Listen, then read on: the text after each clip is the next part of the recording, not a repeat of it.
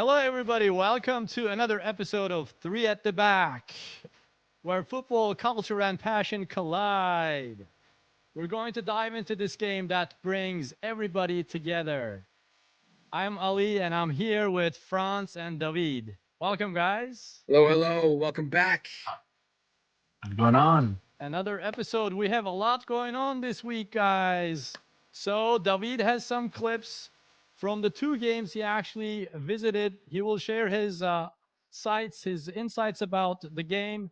I believe they are France versus Senegal and Brazil versus Morocco. All Mm-hmm. right. And then we have different topics like the future of hydration breaks or how we feel about that, and many, many more. But before going forward, let's start with our message. The message has a lot to do with what I'm wearing. Spera, everybody. You can create your own personalized t-shirt with your name, number, favorite phrase, or your match day concept. Spera, your print, our design. All right, guys. So it's almost the end of match day one. Out of 104 matches total, we've come to the number of 22, I believe. There are only a couple more left. So it is kind of the end of match day one. Let's first talk about the three home countries, USA, Mexico, and Canada, and how they're doing. What do you guys think, briefly, in terms of how these teams have been doing so far? I was surprised. So I was surprised, to be honest, with the U.S. That I remember last episode I said, "Oh, I don't think they'll do good." They surprised me, and more so because I could see how the players physically were, like their work rate. I was analyzing the game and I would see how hard they would track back and how hard all of them would get behind the ball or just go towards the ball to get the ball back again, and that's how essentially how they beat Paraguay.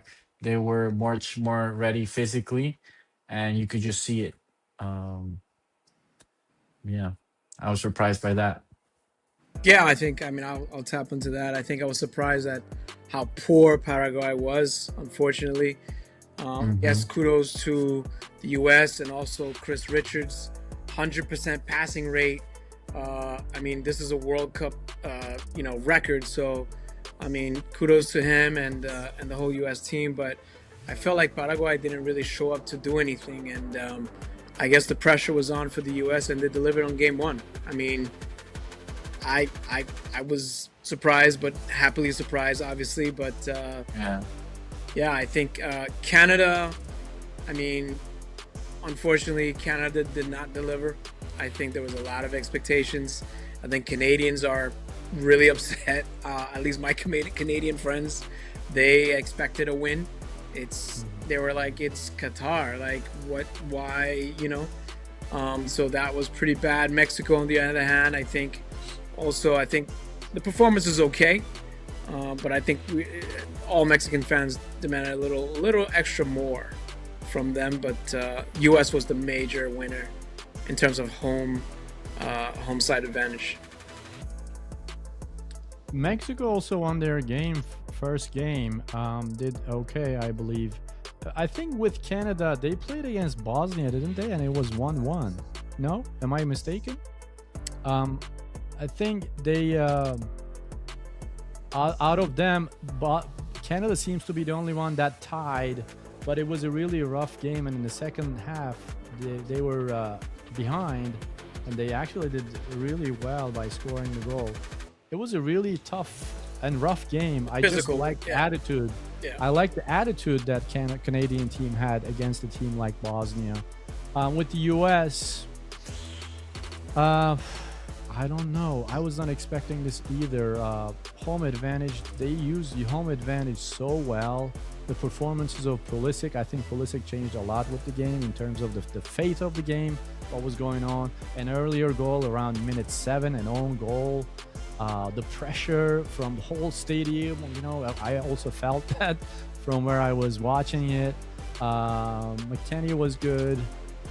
So I think the coach, they really did well in terms of turning things around by being really patient with Pochettino. the decision makers in that regard, and I think it's working. Paraguay, I'm not sure. They're going to play against Turkey on Friday. I'm really looking at that team. They seem to be very physical as well. Defense, you know, we'll see what's going to happen with that. But US has been doing really good in this group. Mexico is also doing good. I think Canada, I feel like in the next games, thinking about who they will play against, they will play the what countries. They have a really big chance of get out of this group to advance to the next round. Yeah, definitely. Yeah, for sure.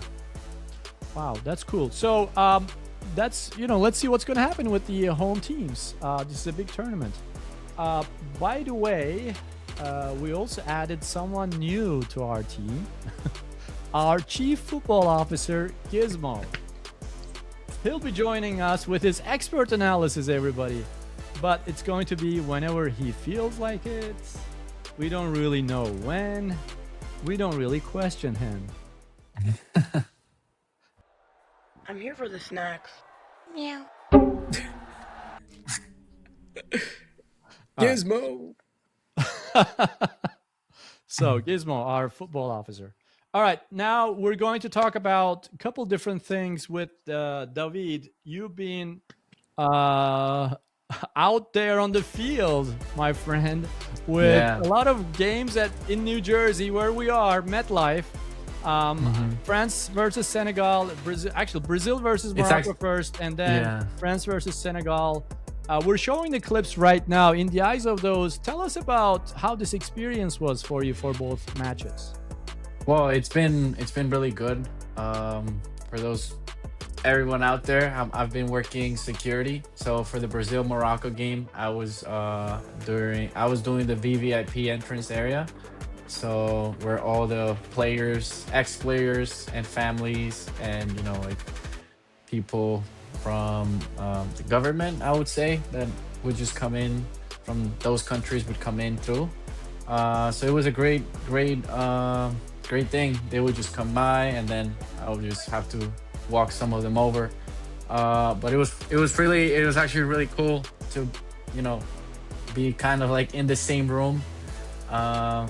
I got to see Roberto Carlos, Sisu, Pogba, and yeah, like from that experience, it was really cool. You know, like I think a lot of people, you know, idolize or see like, oh my God, celebrities, but it just makes me also feel like so much more human. You know, at the end of the day, everybody's human, and it's just great for me to acknowledge like, wow, like these, like being around like these really successful people. It's nice.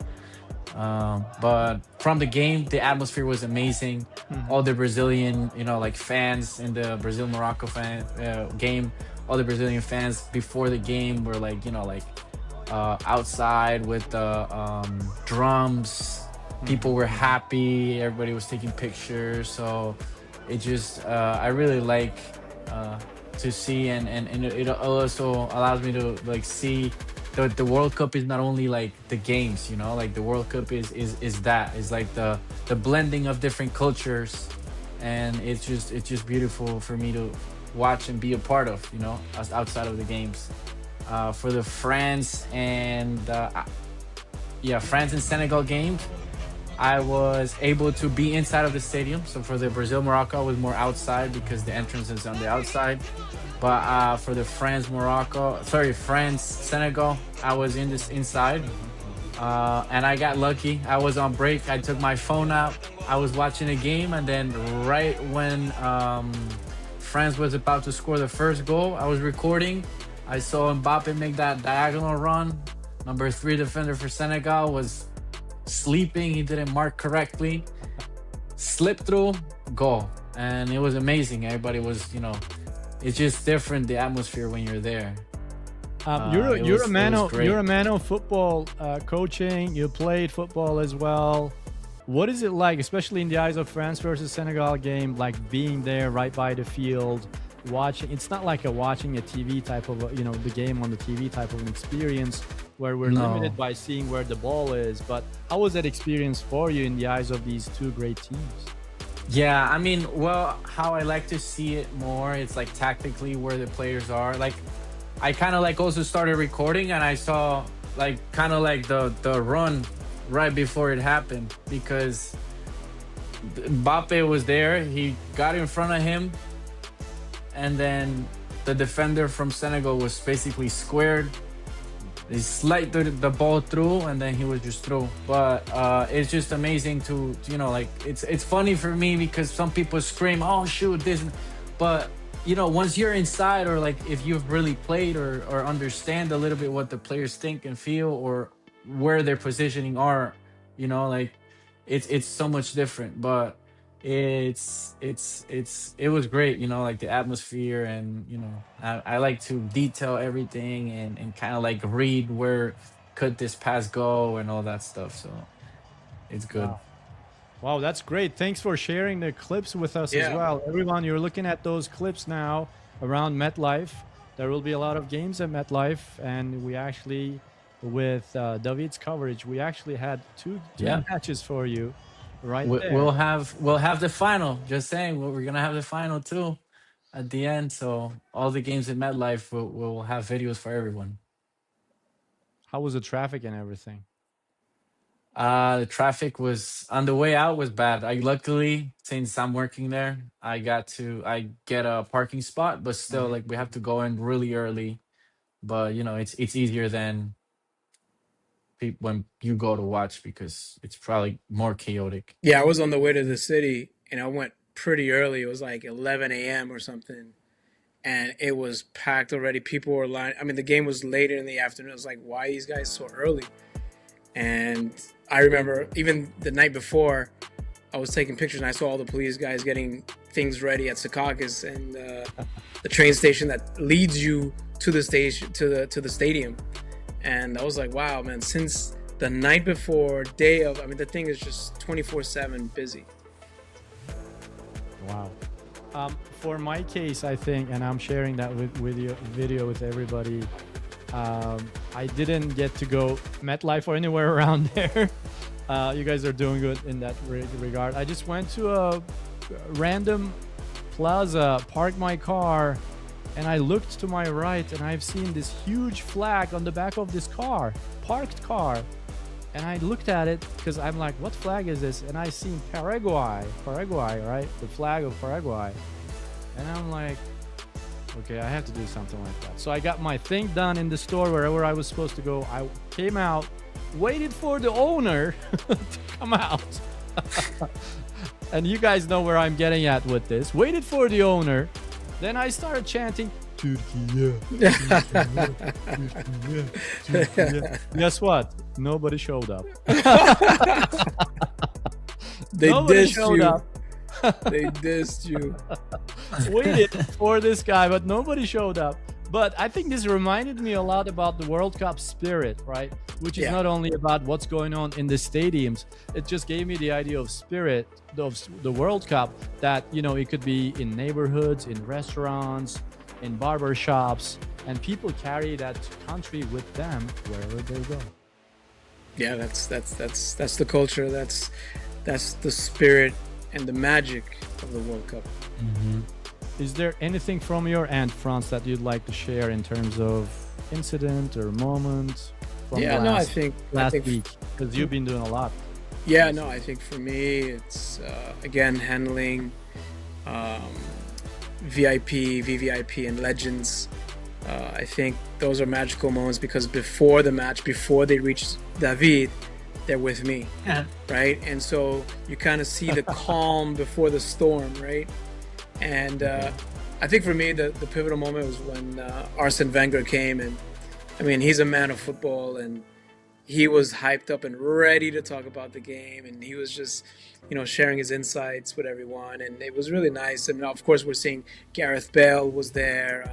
Wow. Yeah, Serious? like yeah, Yeah. everybody, all the French legends. Robert Pires was there. Christian Okay. Carambeu was there. Okay. Patrick Vieira was there. Okay. So it's always good to be in the midst of that, and plus it's a World Cup. Like these guys played Legend. won World Cups, right? So it's like they know what it's like. They know the feeling. And I think there was one guest as well, Turam, Kefran Turam was there.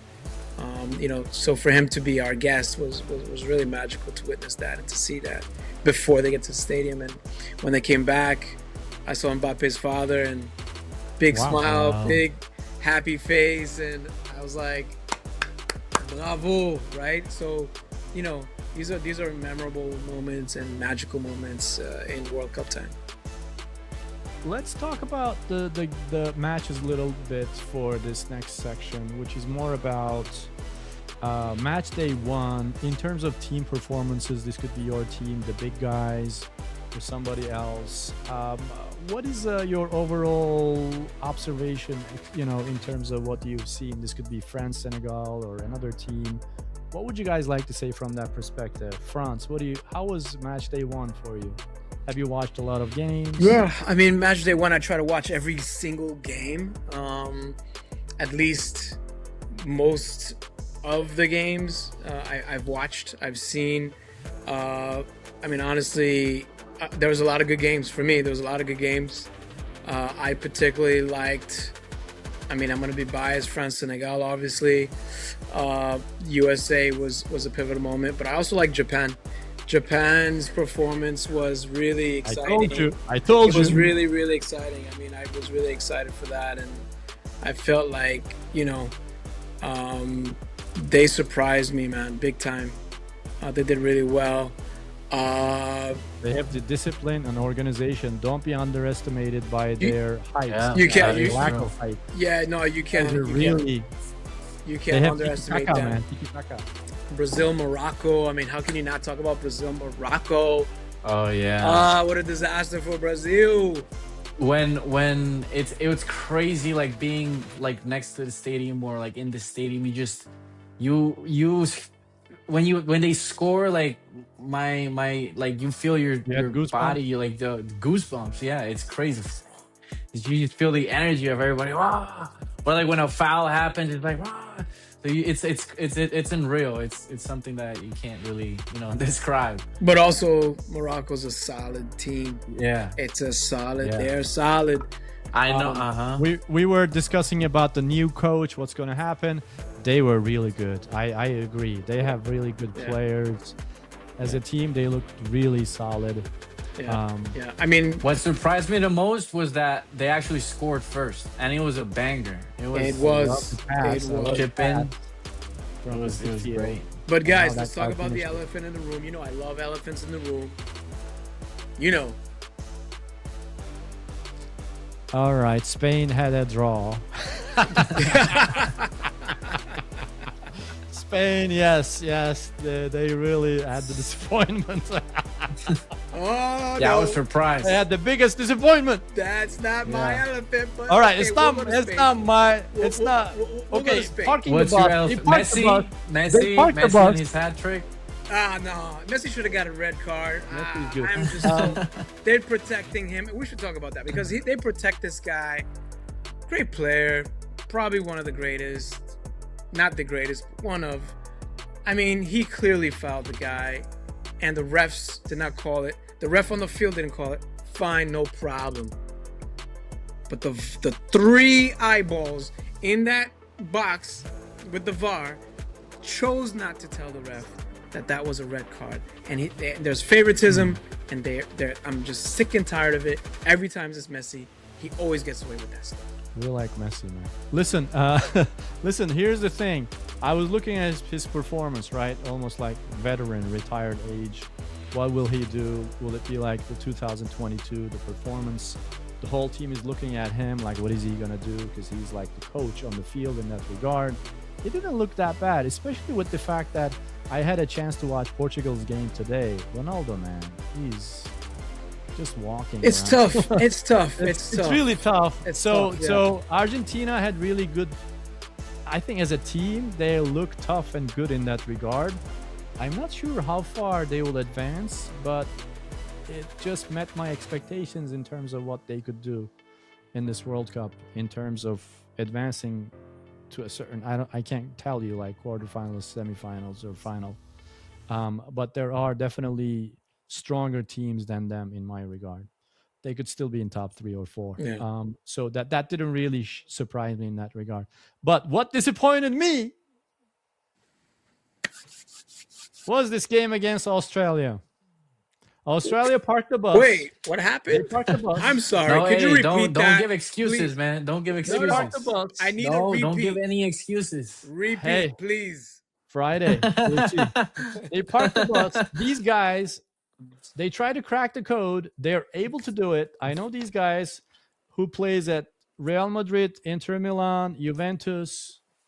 The coach, really, Montella was not really prepared for this, I guess. I'm not sure.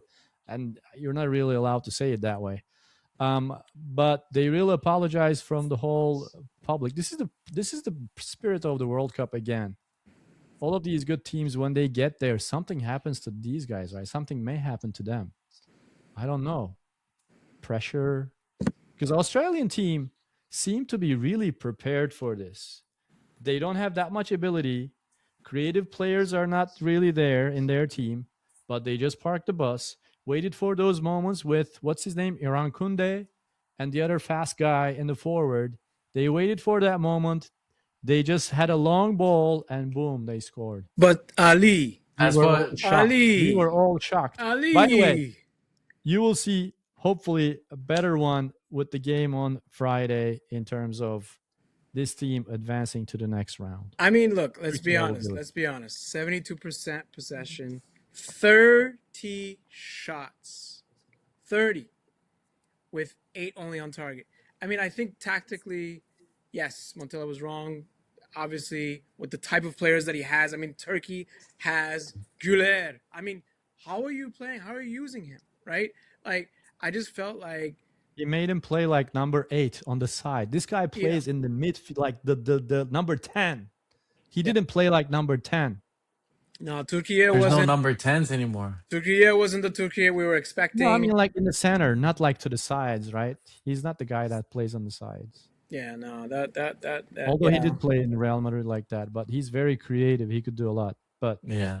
And Algeria's in the same boat, by the way. And these first matches, believe me, even for Turkey, Algeria, it's not a bad. It's not a bad at loss. Turkey's level, man. It's not a bad loss, right? Because you have to take these first matches as lessons for the next. Unless it's a wake-up call for them and they're aware of it. Right? Yeah. Turkey could do well with the teams that are pressuring them, coming on, trying to attack. Rather, I think they didn't know with the team that was there only waiting, and these guys, defenders, are like what, 6 foot? At least 6'1", 6'2", all 3 guys in the back. And our striker, Kerem, was what, 5'3"? No, 5'4", 5'5"? There's a picture of both of them together in terms of, Turkey's playing with false 9. You know that, right? Yeah. There's not actually a striker. The country doesn't have a good striker these days. There's a 19-year-old guy, Deniz Gül, who plays at Porto. They say he may have a good future, but he's not ready to be the main striker unless he could play in the last 15 minutes. So we got up with my kids 12 a.m., watched the game. Oh, wow. They even went to bed like at 3. Thank God it was a Saturday. Watch the loss. It was a Saturday into you guys. Saturday into Sunday. And they got Are they sad. still in school? And hopefully Are on they still in Friday, school? on Friday, Are they they- will not be sad. I'll show you. Did you send them to school the next day? I sent them to school no. next day Damn. another jersey. No. So that was this disappointment for me in that regard. Like Is there any disappointment? But I'm sure I'll add one last thing.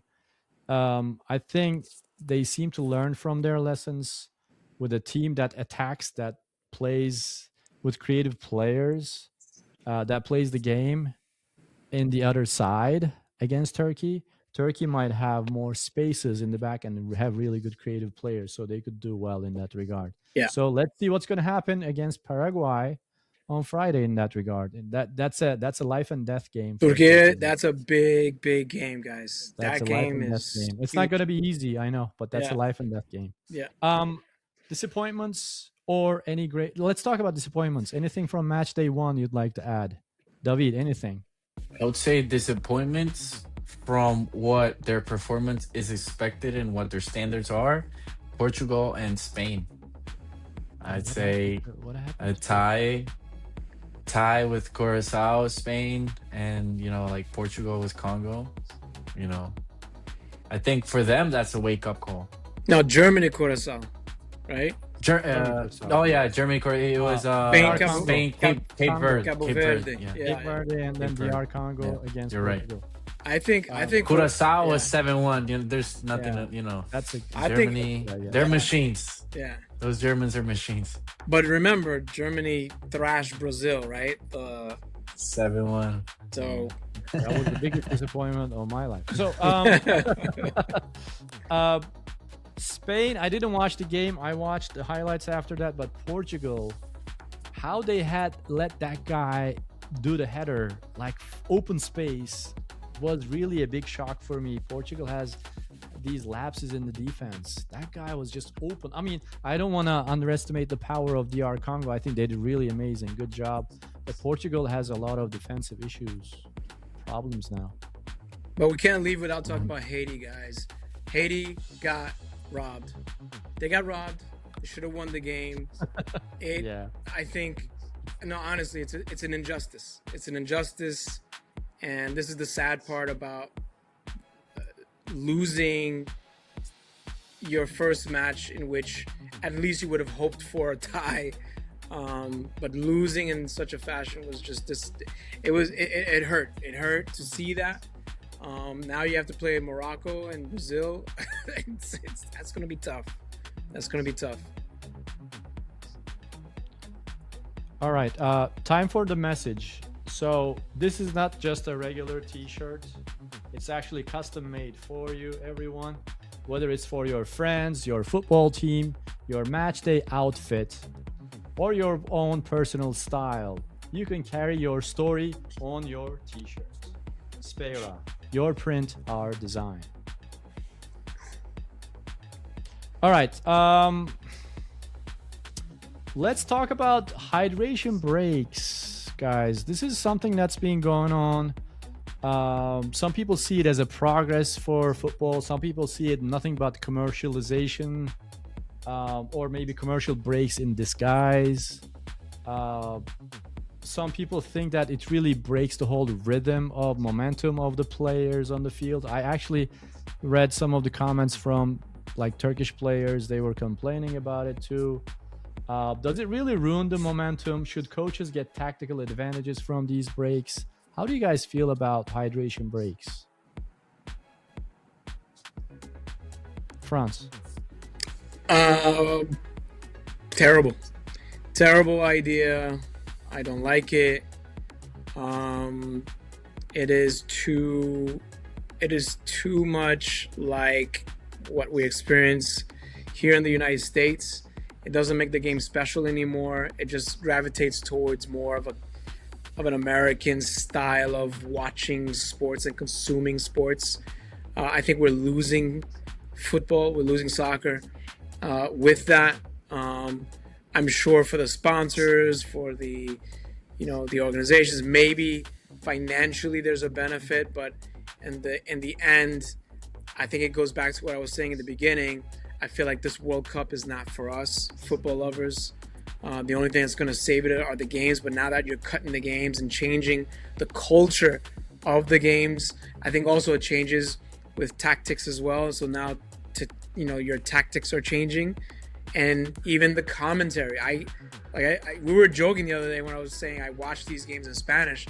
Now I'm watching them in 4 other languages because I'm just not going to watch this thing in English. They're now referring to these hydration breaks as like quarter 3, the second quarter, a third quarter. They're actually saying that, and I'm like, that is really. It's terrible. It's terrible, and Nah. that's just not the way this game operates on a global scale. And I think, unfortunately, it's not good.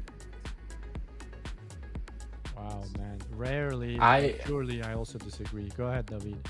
I agree, but I would also say when you're playing and it's really hot, sometimes it's necessary from a performance perspective. Like the players who are really running, and I have, like I've when I was over coaching at Red Bulls, I would see the efforts of the players, and like sometimes you see the numbers, and yes, sometimes it's like you could tell that they're working really hard, and from like human performance perspective, if you get that hydration break and you get carbohydrates through supplements, or like through a drink or through a gel, you are going to replenish your glycogen storage. That's your energy inside your body, and then you're going to be able to use it as fuel, as energy. From that perspective, I think it's great. But you know how you said, I do agree. I don't like the way that it's turning into like, oh, first, second quarter. I don't like it, because I agree that it's like it takes away from the culture of what soccer was, like, and I don't want it to evolve to that way, you know. Yeah. I'm I'm not I mean, I agree with you guys, but here's the thing. Back in the day, we've seen some hydration breaks and it was not called like that, which was in the hands of just the referee. That particular referee Hmm. had that call if they really wanted to because of the extreme hot weather. But here's the thing. This looks like this is an attempt to change the whole nature of football by Yeah. FIFA Agreed. and America and North America, turning the whole thing into like basketball in a way, like four quarters in football matches. They're also discussing about bringing everything from 90 minutes to 60 minutes or something like that. Crazy, like it's turning into basketball When? in terms of Where? its structure. And uh, Summertime hydration breaks, that's the excuse.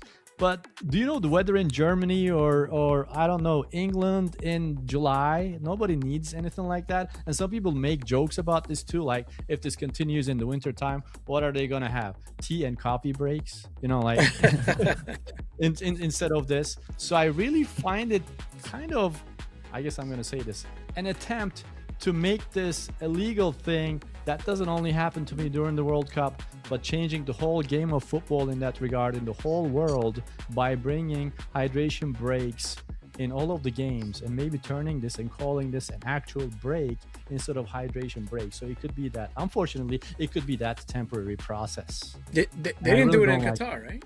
I don't remember. No, they didn't do No, it. no, no, I mean, in no. Qatar, it's like 120 degrees. I And mean, it Didn't was do it. hotter. Yeah, I mean Um, the stadiums were had AC or whatnot, but and I think they played the North games at America, night.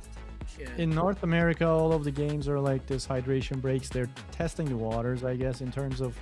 I understand commercialization and all that. The players don't really like this with the rhythm and momentum. And Right. as a viewer, I don't really like that. Like 3 minutes, and you just go into commercials. I watch Fox, I guess. I shouldn't have said that. And 3 minutes, you're out and then you disconnect and come back again. I can't imagine. I'm yeah, just a no. viewer, I'm just an audience member. I can't imagine how players are really getting back in terms of their mindset. It looks like basketball. I'll tell you one thing. The first goal when Australia scored against Turkey was right after the commercial break. And after the commercial break, Fox showed what the Australian coach really did. They noticed some kind of a golden mine behind Turkey's defense on the left side. And during the commercial hydration break, they literally show you're gonna pass the ball, long ball from the left side behind Demiral, and then we're gonna go from there. They literally show it, and guess what? 2 minutes after that, they scored. So it's almost like turning into basketball. And I'm not saying this because, Turkey just, they just scored against Turkey. Okay. I'm not saying that because of that reason. But I'm just saying that hydration breaks, I don't know. I personally, I'm anti hydration breaks, guys. I Yeah, want no. football players to get their thirst, to get their thirst, resolved in that sense. But it doesn't really feel like football that I was used to watching. Was Yeah, raised agreed. with. No, it's crazy. Agree. By the way, oh, okay. Gizmo insisted on commenting. Gizmo. All right. Yes. He says, What's he up to now? Hydration breaks? I've been taking those for 16 hours a day. Professionals are finally catching up. Gizmo is pro hydration. That's crazy, man. So, viewers, tell us about what you think about hydration breaks down below with your comments. Does it bring progress or not to football? Any final comments about hydration breaks before I move on? I wouldn't say hydration breaks, but inside, I don't know if you guys could see it in the TV at home, but in the stadium, it's the first time that I see it ever in the screens. It says, like the field is divided into five different lanes. I don't know if you friends probably knows, right? Hmm. The middle channel, like the three channels in the middle, the two on the outsides. Yeah. And I don't know if they show it on TV, but when there's like when the ball goes out of bounds, they Mm-hmm. show in the screens like, oh, the team, I don't know, if France is attacking, they have gone through three times through the right channel, one time Yep. through the left channel, and then out behind. And that's really new. And for me, like, I think this is great, and it teaches and educates other people, from a different way. I learned this when I was playing in Spain, over in Spain, and it just makes you understand the patterns of the play and how teams attack. And, like, it was pretty interesting. Yeah. Okay. Thank you for sharing that. That's really important. We definitely needed your insight when you were on the right by the field as for the hydration breaks. Now let's go to a different topic. This is about a player.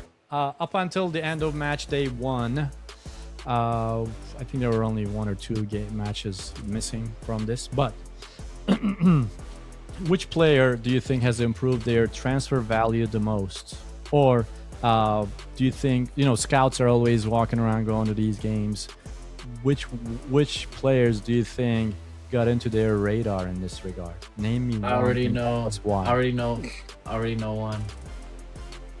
Cape Verde's goalkeeper, 40-year-old. You stole mine. You're stealing mine. 50K Vozinha. followers. Vozinha. 8 His name is million Vozinha. I know this guy. overnight. Crazy. That was my pick. man. Crazy. That's crazy. This guy is Crazy. 40 years old. David, do you want me to continue? Because I also picked Vozinha for this. Yeah, go. I mean, I think that's the main one to talk about. I Listen, don't know when we who talk else. about somebody that gets into radar of these scouts, you're probably thinking about some young player who scored a goal. Yes, you could still talk about that. I may have a person to talk about that as well. But I picked someone that's a goalkeeper, right? Vozinha. This guy, I think it means something in Portuguese in terms of mother, related to mother. I wish somebody spoke Portuguese. What is it? Something about, it's like a nickname for him. Mocinha? Vozinha. V-O-Z-I. Vozinha. 40-year-old making the first time World Cup appearance, and he stood in front of this tournament as the favorite by making 7 saves to earn Cape Verde's historic 0-0 draw against Spain. And guess what? He was selected as the player of the match, and he really deserved it. Right? This is also why I love the World Cup. It's not always about the biggest countries. Sometimes it's about a small nation that has the, I think, population around 600,000 people, if I'm not mistaken. And having a draw like they won a trophy in that regard. These are the stories people remember years later. And Vozinha had one thing with his mom's visa issue, by the way, from what I read. No way. Another visa issue. Yes. Oh my Football goodness. isn't just 90 minutes. Behind every player is a family making sacrifices. Vozinha's story reminds us that many smaller nations just getting to the World Cup is already an incredible achievement. So he really made it to the World Cup in that regard by being far away from his mother. And I think there's a video of him in tears after, winning the award, Player of the Match. So that was a really great performance. If you haven't seen the highlights, check him out, guys. He really made his country win that point. Yeah, that's amazing. Franz, what's your pick for this Yeah, I mean, for me, category I player? think that every World Cup you have that player that's going to come out and really shine, and everybody's going to be talking about him. For me, I think it's. I mean, this is a known player, but I think he's gonna really just take it to another level. I think, and this is the World Cup where he's gonna show, and it's gonna be Olise. So I think he's Mbappe. He's exactly where he should be. Mbappe, yes, scored the goals, but it wasn't without Olise's influence and impact in this first match that they had, and I think he's going to be probably one of the top players of this tournament. David, any other person aside from Wozinha? Did you have anyone else? If not, it's okay. From Colombia, I would say, like we don't have Falcao anymore, Yeah. but Luis Suarez, which like not the Luis Suarez from Uruguay, Yeah. but Luis Suarez, like I think he is outside of Luis Diaz and James and players that are recognized from Colombia, but I have a feeling that he's going to take over that spot. Hopefully he steps up, and I wish him the best for tonight's game, of course. But he scored a hat trick against Venezuela during the World Cup qualifiers in like Yeah, I remember like that. Yeah, 10 minutes, something like that. It was crazy. It was crazy. He Yeah. just came in, scored a hat trick, and like we've never really like he plays in Sporting, but we've never really like heard of him so much. But and now seeing him, he has to take over like our missing link, which was Falcao. Yeah. And that become that striker that like everybody wants. So Yeah, I remember that. This is related to the next category, last category about a small team. Which team do you think is underrated? But I would really like somebody that, although he plays at Manchester City, the Egyptian guy, Marmoush, Okay. really drew my attention. I think still a very young guy. I really liked his performance. Are there any young talents or that you've noticed from these games that you think we should be mindful of? I mean, Balogun did great. I think his stock went up. He scored, I mean, the goals he scored for the Two US. goals, right? 2 goals, yeah. Balogun, his stock is going to go up. He's young. He's at Monaco. Yeah, I already know. They're going to sell this guy. There's no way. yeah, he scored that top bins with the left foot. It was a great goal. Okay. All right, that's solid. Let's talk about the last category. Which team do you think has been most underrated and they really did well, proving otherwise by match day 1? US. US. And still tell us. I think about it, US. why. I don't know. I don't know why I throw hate on them on the US. I just feel like I don't know. What is it? But that you US. tell us why? Like, what is it that? really Because drew your I attention? think I don't know. First off, because it's called soccer here in the US, and I don't like that. That's the main thing, man. It's like, why do we have like? Why does it have to change? Like football. That's it. No, but I don't think the US is an underrated team. Underrated. Yeah. I mean, Oh, sorry, yeah. underrated, like over. I think you're Underrated. thinking overrated. Yeah.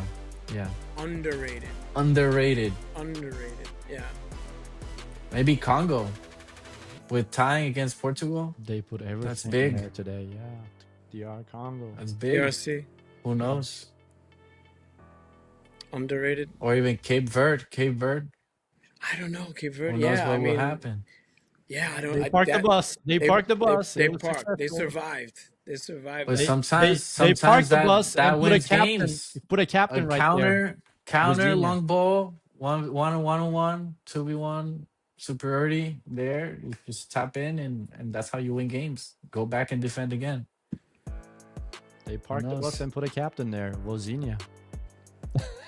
It was- Um, For my case, I don't know if they put in a small team category, but I really loved Egypt's performance.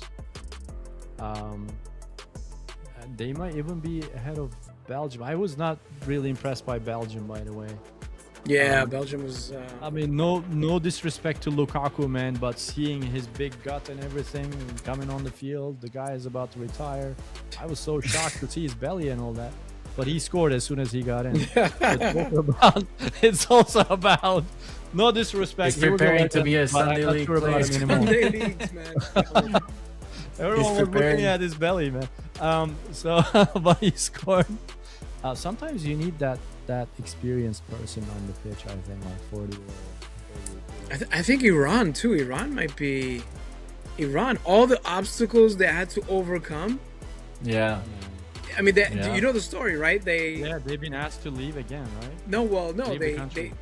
they said they would not come to the U.S. And they would only show up for the game. The thing is, their situation with, I guess, their training, their hotel, all these things have impacted them. I mean, they're complaining, but at the same time, you know, that game was pretty intense with New Zealand. I mean, to come out with a draw 2-2, I think that was impressive. And I don't know. At the Yeah. end of each game, they were asked to go back to Tijuana, Mexico. Yeah. And there was something else that happened a couple days ago with the pressure that they were asked to leave again, you know, which was unexpected for them. Yeah. But you know, you never know. It's also about them showing attitude in everything on the pitch, despite what's really going on against them. That was a good performance. I think out of all of the 48 teams, in terms of rankings, New Zealand is at the very bottom, True.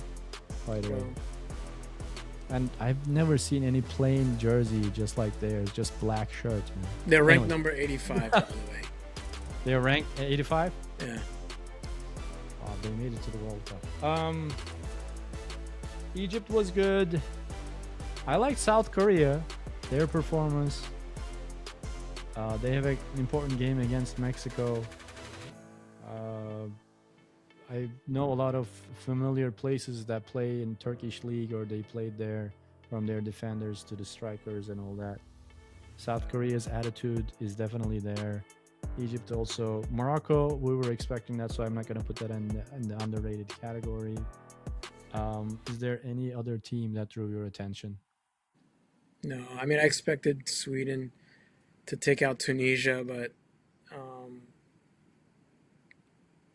for them to fire the coach, I mean, it happens, but I mean that was rough to see. I mean, yeah, Sabri Lamouchi is a kind of a legend person for Yeah. Tunisia as well, so Yeah. that was tough. And then Norway with Holland, Norway's a kind of a sleeper team. I could see that being a problem for France, but yeah, I mean, I expected Norway to win anyway. By the way, our chief football officer wants to interrupt. He's back? Yeah. What does he want? Oh my god. Okay, let's see. I've watched every match, mostly from one eye. Yeah. Okay, okay. Thank you for that. We're coming almost Thank you, Gizmo. Thank you, Gizmo. towards the end. Let's What a talk giz- about final remarks. This is the end of match day 1. We're gonna meet again on Saturday, everybody. But any final remarks, David? Go ahead. Um, Colombia's about to play last game of match day 1, so that's it. What do you Nothing else expect? to What do you say. expect tonight? I expect for the players to show up and get a good result. That's it. That's all I'll, I gotta say. I'll definitely have an eye on Luis Suarez for that. Thank you for sharing that. Franz, final remarks. No, just looking forward to the good games to continue. Some really exciting Mm-hmm. games. Match day 2, but match day 1, I think, met some expectations. And like every World Cup, some magic happened and some great Surprise. moments happened. And no, match day 1 was for me. It was exciting. It was pretty good. There's always surprises, right, or disappointments in every World Cup. Yeah. So I'm definitely looking forward to that as well. All right, everybody, keep the conversation going in the comments below. Tell us what we got right, what we got wrong, and we'll see you on the new episode. Until then, have a good one.